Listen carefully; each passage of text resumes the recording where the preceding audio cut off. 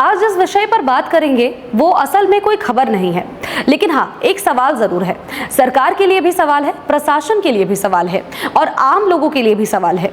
सवाल यह है कि गैस की किल्लत जहां कम नहीं हो रही, गैस की कालाबाजारी जहां पर खत्म नहीं हो रही, तो अब कोयले की कालाबाजारी को कैसे रोका जाएगा? सवाल काफी बड़ा है और क्यों ये सवाल है, विस्तार से आपको बताएंगे। नमस्कार, मैं हूं आपके साथ सोनल रॉय और आप देख रहे हैं न्यूज़ 11 भारत का डिजिटल प्लेटफॉर्म। कोयले की कालाबाजारी, अब ऐसा हम क्यों कह रहे हैं? देखिए, सरकार एक तरफ लाख कह ले कि गैस की किल्लत नहीं है, एलपीजी सिलेंडर की कोई क्राइसिस नहीं है, लेकिन सच यही है कि मिडिल ईस्ट में जो युद्ध चल रहा है, जिसके कारण हर देश प्रभावित हो रहा है और कहीं ना कहीं आधे से ज्यादा देश में ऐसी स्थिति बन चुकी है जहां पर गैस सिलेंडर की क्राइसिस हो रही है। इसके अलावा लोगों को तेल की भी कमी हो रही है, तेल का भी संकट लोगों को सामना करना पड़ रहा है इससे। लेकिन फिर भी सरकार इससे मुकरती जा रही है कि हमारे पास अपने लोगों के लिए हर चीजों को सुनिश्चित कराने के लिए, हर सुविधा देने के लिए सारी चीजें उपलब्ध है। लेकिन बड़े सवाल कई सारे हैं।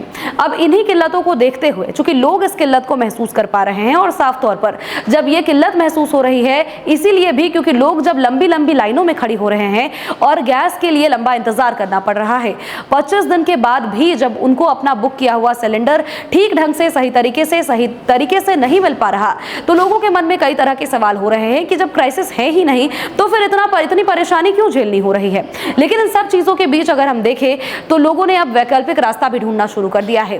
वैकल्पिक रास्ता इसीलिए ढूंढा जा रहा है क्योंकि गैस क्राइसिस की वजह से कमर्शियल सिलेंडर और धीरे धीरे अब घरेलू सिलेंडर की क्राइसिस की वजह से भी रेस्टोरेंट्स बंद हो रहे हैं, छोटे मोटे जो दुकान हैं वो भी बंद होते जा रहे हैं, होटल संचालकों को इससे परेशानी हो रही है और विशेष तौर पर जो भुगत रहे हैं वो न्यूनतम वर्ग के, निम्न वर्ग के लोगों को भुगतना पड़ रहा है। मिडिल क्लास लोगों को भी इसका खामियाजा जरूर भुगतना पड़ रहा है और जो हायर क्लास के लोग हैं या फिर जो वैसे लोग हैं जो कि थोड़े सक्षम हैं, उनके लिए इंडक्शन भी एक सुविधा बनती जा रही है। हालांकि इंडक्शन के दाम में थोड़ा बहुत, लेकिन बहुत ज्यादा नहीं, पर थोड़ा बहुत वृद्धि जरूर देखने को मिला है।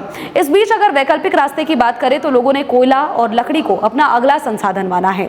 लकड़ी और कोयले की बिक्री खूब हो रही है। इस बीच कोयले की बात कर लेते हैं तो कोयला जहां पर 160 से 180 रुपए प्रति बोरा बिका करता था, जो कि अब वृद्धि इसके दाम में हो चुकी है और कोयले के दाम में वृद्धि होकर के ये लगभग 400 रुपए प्रति बोरा बिकने लगा है और 1 अप्रैल से इसके दाम में वृद्धि भी हो चुकी है। और जब ये वृद्धि हुई है, जब आधिकारिक तौर पर इसकी पुष्टि हो गई है, तो जो कोयला बेचने वाले लोग हैं उनका ये कहना है कि छोटे मोटे दामों में वृद्धि इसीलिए हो गई है क्योंकि सरकार ने खुद कोयले के दामों में, कंपनी ने खुद कोयले के दामों में वृद्धि की है और इसी का हवाला देकर के महंगे दामों में, औने पौने दामों में कोयले की बिक्री की जा रही है, जिसको लोग खरीदने को मजबूर हैं। क्योंकि अगर गैस सिलेंडर नहीं है, अगर इंडक्शन जलाने का, बिजली बिल भरने का पैसा लोगों के पास नहीं है, या फिर अगर लकड़ी का इस्तेमाल करने से या फिर कोयले का इस्तेमाल करने से भी लोगों का भिट्टा घर में बैठ जा रहा है, यानी कि लोगों के जेब पर इसका असर पड़ रहा है, तो ये आम जनजीवन को काफी ज्यादा प्रभावित करेगा। क्योंकि खाने के बिना लोग रह नहीं सकते हैं और खाना बनाने के लिए इन विकल्पों का इस्तेमाल करना जरूरी है। लेकिन अगर यही विकल्प लोगों को धोखा देने लगे तो ये बड़ा सवाल है। कोयले की कालाबाजारी जिस तरह से बढ़ रही है, इस पर जरूरत यह है कि सरकार को भी, जैसे सरकार ने गैस की कालाबाजारी को रोकने के लिए सख्त कदम उठाए थे, बिल्कुल उसी तरह से कोयले की कालाबाजारी को रोकने के लिए भी कदम उठाए जाने चाहिए। इसके अलावा इस कालाबाजारी को रोकने के लिए प्रशासन को भी सतर्क होना चाहिए और प्रशासन को भी अपने स्तर से बड़ी कार्रवाइयां करनी चाहिए। इस खबर को लेकर के आपकी क्या कुछ राय है, हमें कमेंट सेक्शन में जरूर बताएं।